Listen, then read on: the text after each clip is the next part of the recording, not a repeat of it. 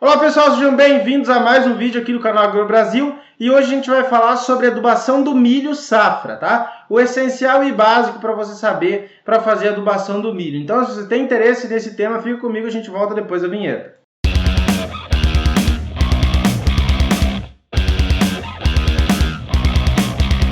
E olha só pessoal, já estamos aqui na tela do meu computador e eu vou falar então hoje sobre a adubação do milho safra essencial e básico. Por que eu digo essencial e básico? Porque você pode adaptar a adubação para a sua região, adaptar para a sua realidade, para o seu material genético. Então isso aqui pode variar, mas é para te dar um panorama geral de como que é feita essa adubação de milho, tá? Então vamos lá, calagem e gessagem, como que deve ser feita? Então, deve ser feita a calagem quando a saturação por bases for inferior a 60%. Então, você deve elevar essa saturação para pelo menos 70%. Então, isso que é um indicado aí que tenha pelo menos 70% de saturação por bases para a cultura do milho. E para a gessagem, então, quando a camada de de 20 a 40 centímetros, o teor de cálcio for inferior a 0,3 centimol de carga por decímetro cúbico, é indicado fazer, e o de alumínio for superior a 0,5 centimol de carga por decímetro cúbico. Ok? Então isso aqui é o indicado para calagem e para gessagem. A adubação nitrogenada, que o pessoal sabe que é muito importante para a cultura do milho, porque não é uma leguminosa, não consegue fazer fixação biológica de nitrogênio e você precisa suprir então as necessidades de nitrogênio a partir de adubos nitrogenados. Mas o que acontece aqui? No manual que eu estou utilizando, de indicação, ele recomenda aplicar de 30 a 50 kg de nitrogênio na semeadura, tá? Em um formulado na semeadura. Então, uma parte vai no início do plantio e o restante em cobertura, quando tiver nos estágios fenológicos de V2 até V6. E para solos arenosos, então, se tem ainda como parcelar a adubação de cobertura de nitrogênio, claro, quando a dose for superior a 80 kg por hectare, tá? Com primeira aplicação de V2 a V4 e segunda aplicação de V6 a V7. Por que isso? Eu já falei aquilo lá que se você aplicar muito cloreto de potássio ou você aplicar muito ureia, pode causar um problema de estresse salino, por isso se opta também por fazer esse parcelamento. E outra coisa, pela questão de mancha de absorção. Então chega uma época de desenvolvimento da cultura do milho que a planta necessita de muito nitrogênio, tá? Então você precisa, nessa época que a planta começa a ter a necessidade maior de nitrogênio, que você faça a adubação nitrogenada. Para solos argilosos, então, parcelar a dose de cobertura de nitrogênio quando for superior a 120 kg por hectare o indicado. Pessoal, eu não vou fazer estratégia nesse vídeo, eu já fiz um vídeo lá com adubação de pastagens, que eu fiz a estratégia completa, mas nesse aqui, para a gente não ocupar muito tempo, eu vou dar só os dados gerais e sem fazer a estratégia completa, porque eu sei que isso aqui pode variar de acordo com a sua realidade que você estiver vivendo, tá? Adubação nitrogenada, aqui temos divisão de dois tipos de cultura anterior, gramínea ou leguminosa e também a produtividade de grãos esperado. O que acontece? Alguns materiais genéticos têm um potencial produtivo maior, por isso que existem essas escalas de produção. Hoje em dia o pessoal consegue já tirar tranquilamente aí por hectare de 12 até 15 toneladas de milho por hectare. Então é bem tranquilo aqui. E eu já trouxe um exemplo para vocês, eu vou mostrar depois aqui uma estratégia que o pessoal utilizou de adubação para como eles tiraram lá 15 toneladas, se eu não me engano, por hectare.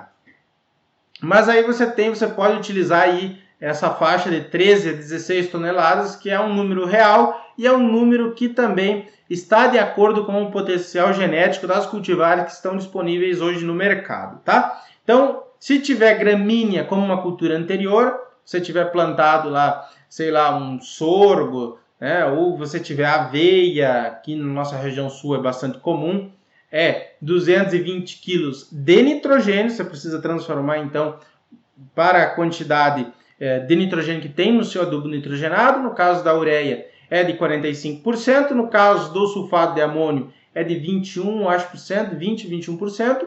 Tá? E se for leguminosa a cultura anterior, então 160 kg de N por hectare. Tá ok? E aí você faz a sua estratégia com parcelamento de nitrogênio também, aí, dependendo da sua realidade. Para fósforo e potássio, o que é indicado? Depende dos teores de nutrientes do solo e da produtividade esperada. Então você vai ter que fazer uma análise de solo, tá? Geralmente ali 2 ou 3 meses antes. O ideal é que você faça ali 2 meses, 1 mês antes de você fazer o plantio, que aí você consegue saber realmente quanto que aquele teu solo tem dos nutrientes. Você fez a análise do solo, viu como que está o teu potássio, viu como está o teu fósforo, então você vai adequar aí a quantidade esperada, a quantidade que você tem que aplicar e também para você escolher um formulado adequado, tá?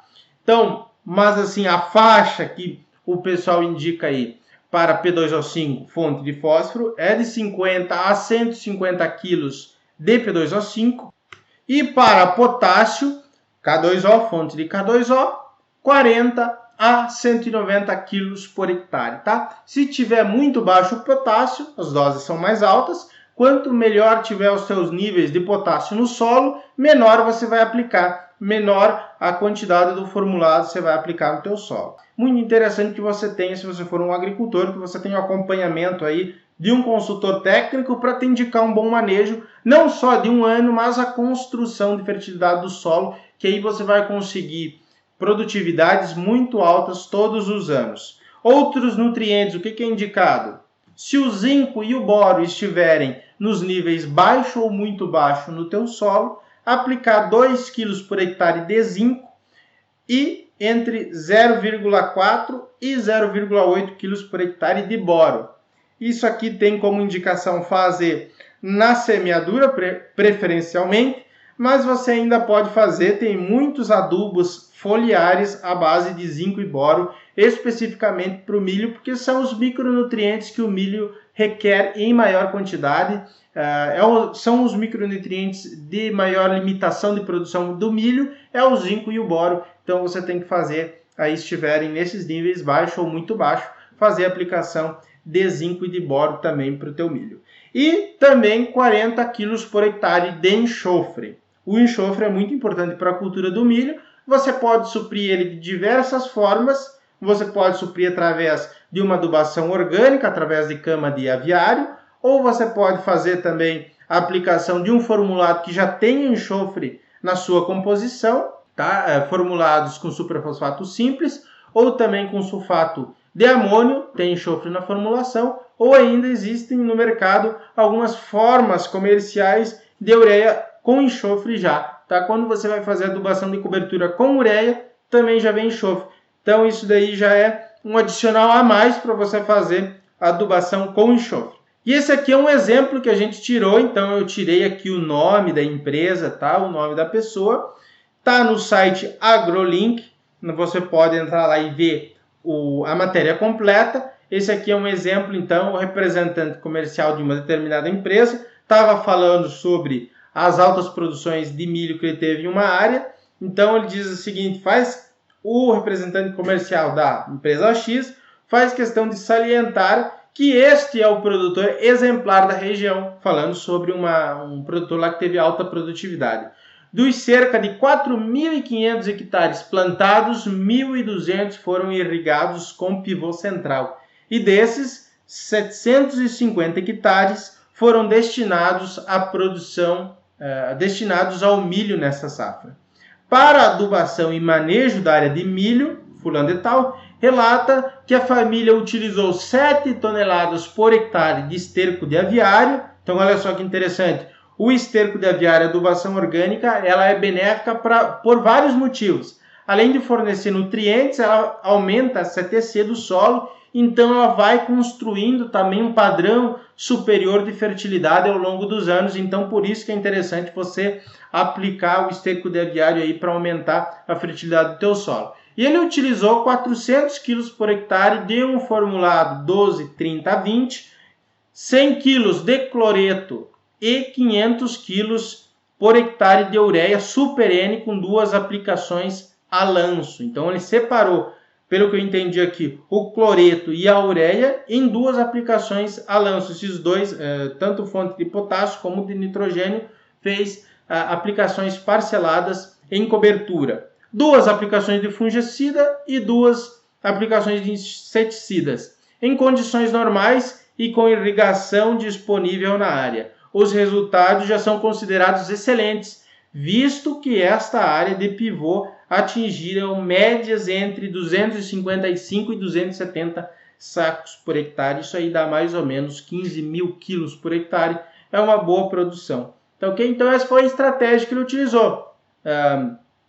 Esterco de aves, 7 toneladas, 400 kg do formulado 12-30-20, 100 kg de cloreto e 500 kg de ureia parcelado em 2 vezes em cobertura. Então, bastante interessante, tá? Foi a estratégia que o pessoal utilizou e aí você faz a sua adaptação de adubação para a sua realidade.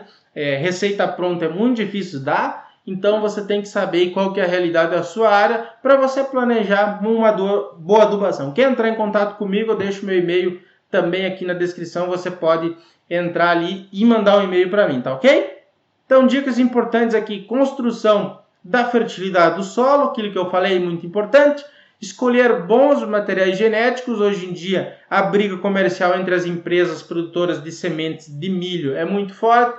Por isso, você tem que ser bastante criterioso, analisar resultados. Se tiver produtores na sua região que já produziram aquela cultivar de milho, pedir para eles. Então, você tem muitos materiais aí que você pode escolher com bons potenciais produtivos. Manejo adequado o ano inteiro, então não adianta você fazer apenas um manejo adequado para a tua safra principal de verão, mas sim você tem que cuidar também da tua área lá na época de seca ou na época de inverno. Então, um manejo adequado o ano inteiro vai te ajudar bastante também a ter resultados bem superiores na safra de verão. E busca por uma assistência técnica séria que te ajude a resolver os problemas, faça um bom planejamento de adubação, um bom planejamento também de controle sanitário da tua lavoura.